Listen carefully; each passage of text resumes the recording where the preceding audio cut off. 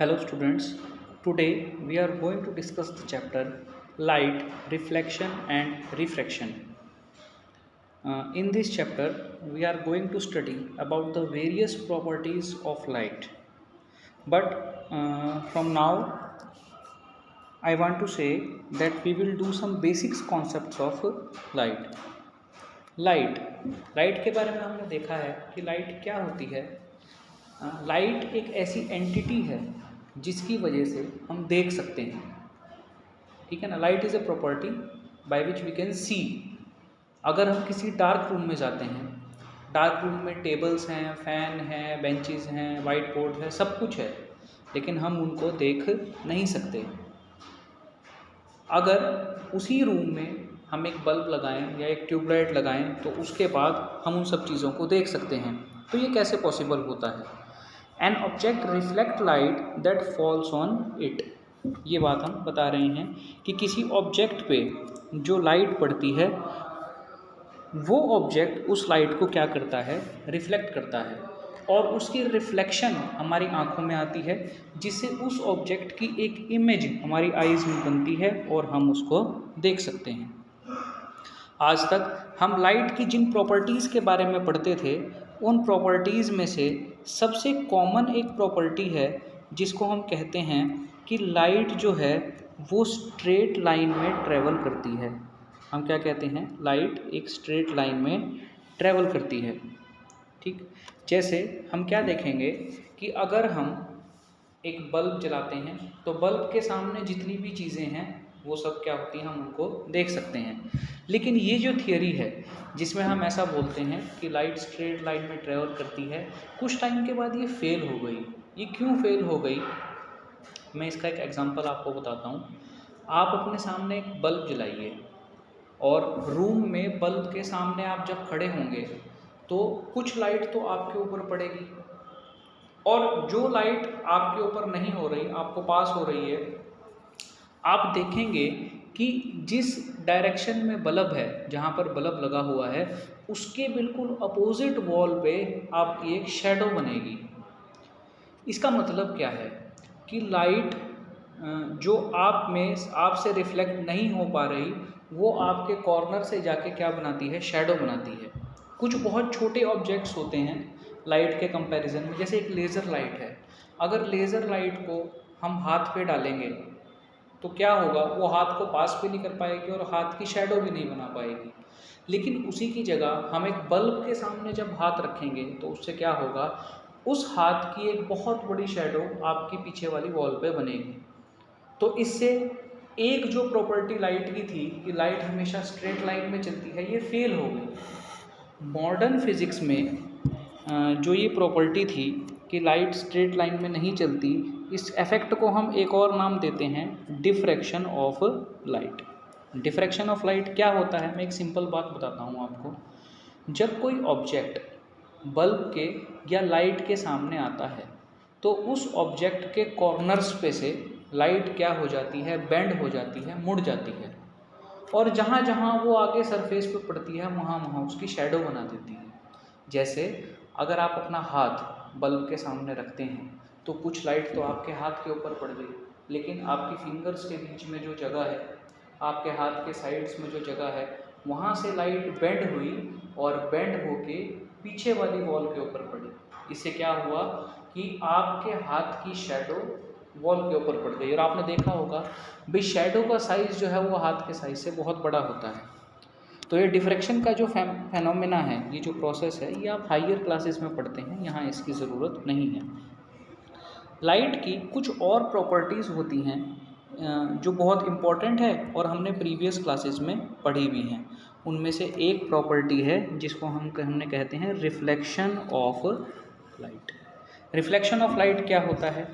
हम अगर कोई मिरर लें या एक हाईली पॉलिश्ड सरफेस लें, हाईली पॉलिश्ड का मतलब क्या होता है कि जिसके ऊपर कोई दाग धब्बे ऐसा कुछ ना हो, ठीक। तो क्या होगा?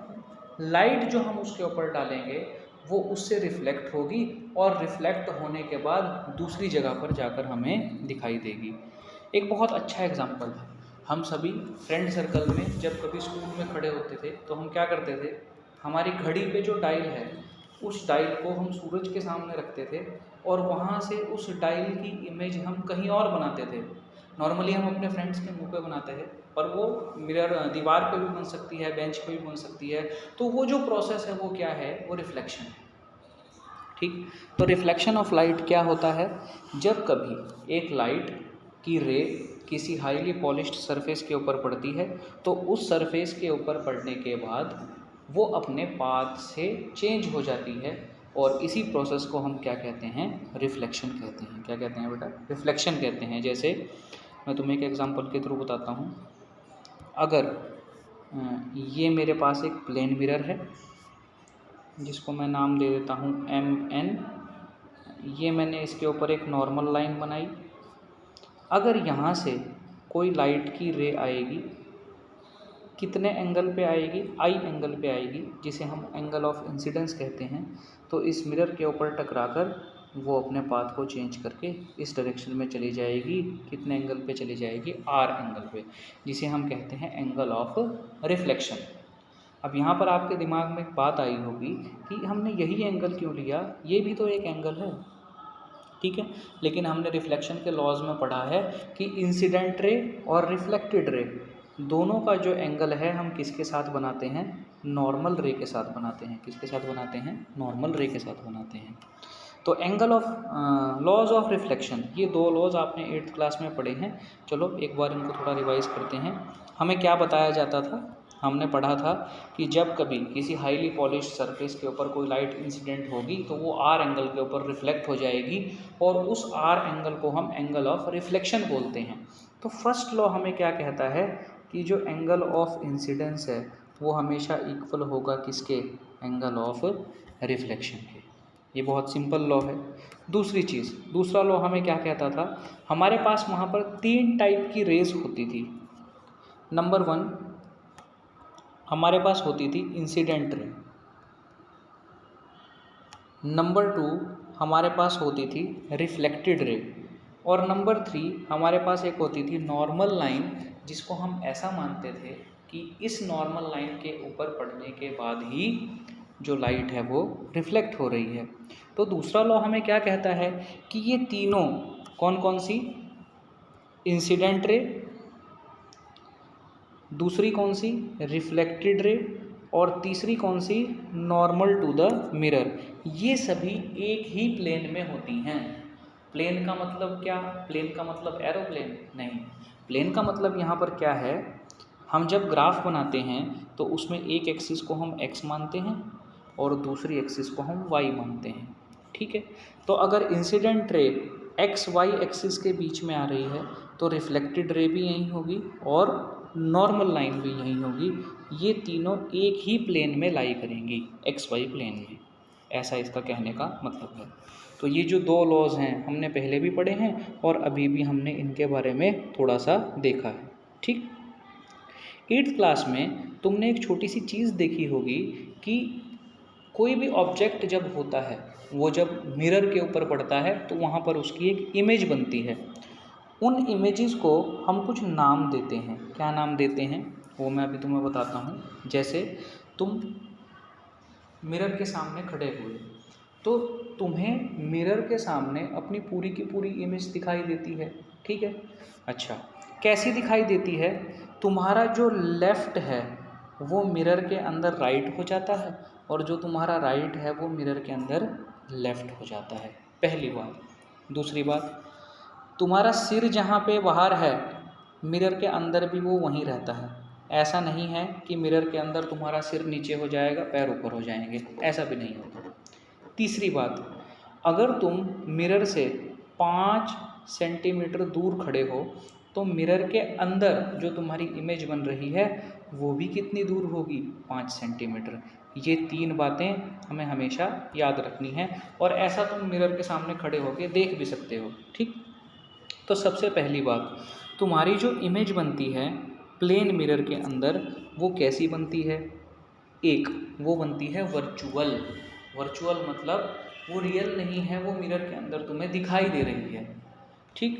दूसरी बात, वो कैसी बनती है, इरेक्ट। इरेक्ट का मतलब जो तुम्हारा लेफ़्ट है वो वहाँ पे राइट हो जाएगा और जो तुम्हारा राइट है वो वहाँ पर लेफ़्ट हो जाएगा।